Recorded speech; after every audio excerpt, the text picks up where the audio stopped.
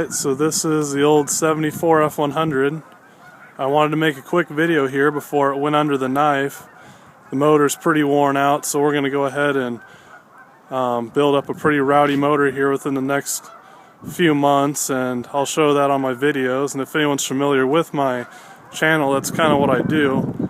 But anyway, the old motor's coming out. It burns about a quart of oil every 100 miles and served me real good. I drove it for 20,000 miles. I got the motor for free. It was an ex-Demolition Derby motor. It had been through, I think, 4 or 5 demo derbies, and then I dropped it in this truck.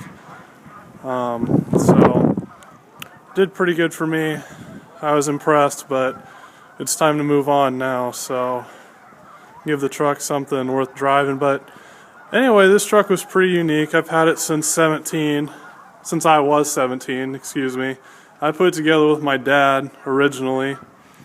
What's really unique about this truck that I found is when I got it, it had this Department of Defense Minot Air Force Base sticker on it. And that was pretty interesting. But then I also, when I was digging through it, I found these dog tags. So, you know, that's just pretty cool, and I've always kind of liked that. I've always had an interesting connection to this truck, regardless of all my other vehicles that for all intents and purposes are a lot nicer than this one by far. But so we'll go over the truck here and just kind of a few things about it. So if anyone remembers, there's kind of my key for it. I made it out of a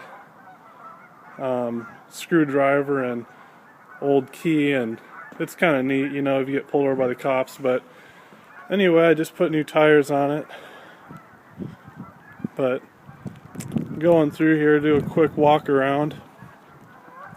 Bought the toolbox off Craigslist a few years back, and that's been pretty handy. This last summer my girlfriend went and painted in the Ford on the back of it, which is pretty cool.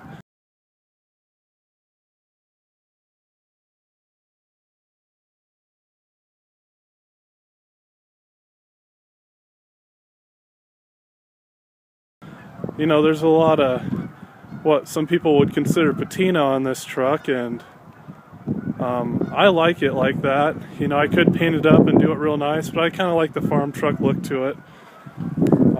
As you can see, you know, I got pieces of rust hanging off that I just drilled holes through and wired back on. But it's just kind of whatever. So, kind of what's so unique about this truck, kind of looking at a few things here, is it does have a 5-speed transmission in it. And it's from an 80s Mustang. It's a T5 tranny. A little baseball bat handle shifter here from when I was in high school, a bat I broke. Just went ahead and sawed it off and made a shifter out of it, so that's pretty cool. But anyway, just hooked the transmission up right behind the motor. Didn't need an adapter plate because that free motor is from an 86. But what I did have to do was cut out the floor for it. So as you can see here, this is the little cover where there used to be a 3-speed on the floor. And I just went ahead and cut out the floor and put this 5-speed in it. And you can see my little speaker box I made out of an old wine box. Here's kind of my radio. I need to recover all that, buy a seat cover for this thing when I get the redone motor dropped in it. But anyway, so it kind of works as an armrest, but it kind of defeats the purpose of bench seats. So that's not the greatest, but we'll make do, because up here I got a kind of a gauge cluster going on. It's going to have an O2 gauge on the right side there, and it has a vacuum gauge on the left. So if you know anything about classic automobiles, those are really handy gauges to have. So then we just, in the middle here, we got our, you know, conventional FarmTruck CB with our gauges, and then a, you know, cigarette lighter plug-in port. My switches for my lights on the front. What else is in here? You know, my tack was from my dad's Pinto back in the 70s when he was a kid, so that's kind of neat to have. My fuel pump shut off switch, and then these are kind of unique. So I got speakers in the truck bed, and this is how I run them. So these two switches here go to the two front speakers, so I can just shut those off or have them on. Now these speakers here go to the back speakers and the speakers in the truck bed. So in the upper position, the speakers behind the seat are on. In neutral here, or I guess they just went all the way down, but there's a center position where they're not working at all, and then when they're all the way down like this, they're playing in the truck bed. So if I flip them all down like this and I'm out doing a job somewhere, I can hear my radio or my speakers through my truck bed, so that's pretty unique. And I won't be using my speakers in the cab, kind of wasting extra power.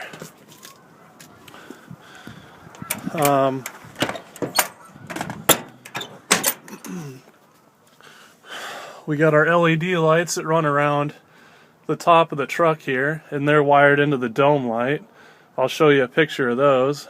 But I also have lights that run under the bed rails here, and I'll show you a picture of that.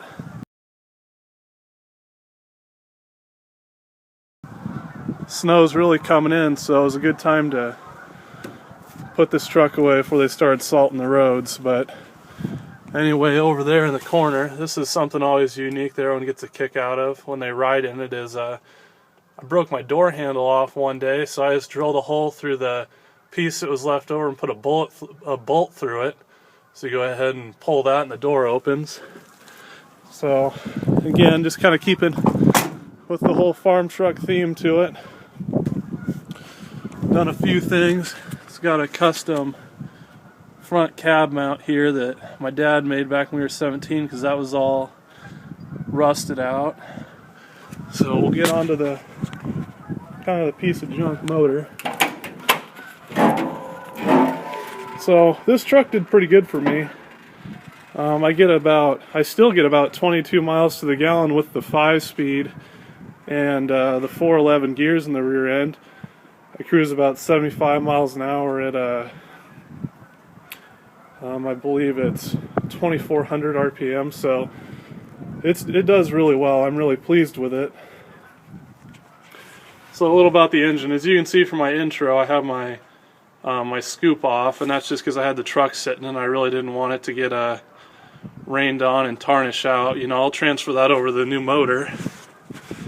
But you know, just your standard 302. It was an 86 motor out of a Thunderbird, so I went ahead and converted it from fuel injection to carburation. Just some old Offenhauser intake, slapped an old carburetor, just parts I had laying around. So some old long tube headers, fuel pressure regulator.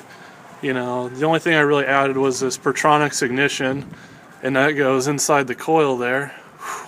It's awful chilly out here today. So that worked pretty good to get me some better gas mileage. And then, you know, I got a little tiny carburetor on this thing. It's a Holley Street Avenger 570, so the primary jets on it are only 54s. So those are pretty small, so we get some pretty good gas mileage out of that. You know, we got our washer overflow bottle and our horns down there, but pretty much nothing too special, just random odds and ends I put together to make this work. I didn't really have to play with any of the clutch linkage down there for the 5-speed, so that was pretty good. But yeah, that's pretty much the truck.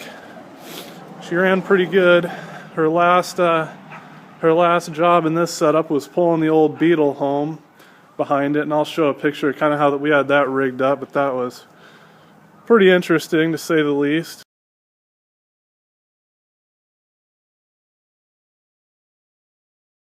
So pretty much the last little look here under the truck. The last modification is this drive shaft, and we had to do that for the 5-speed transmission swap. But as you can see, the drive shaft's welded together there. And that first half is from it's just from an 80s Mustang, and then we chopped our drive shaft from our truck and we welded that together, and we took it in and had it balanced, so that's done real well. I've been driving on that for 20,000 miles with this transmission, so couldn't be happier. But pretty much that's the extent of the modifications to the truck. It's served me pretty good, so it's about time I do something nice for it. So should be pretty good. Hopefully we don't get ourselves in too much trouble.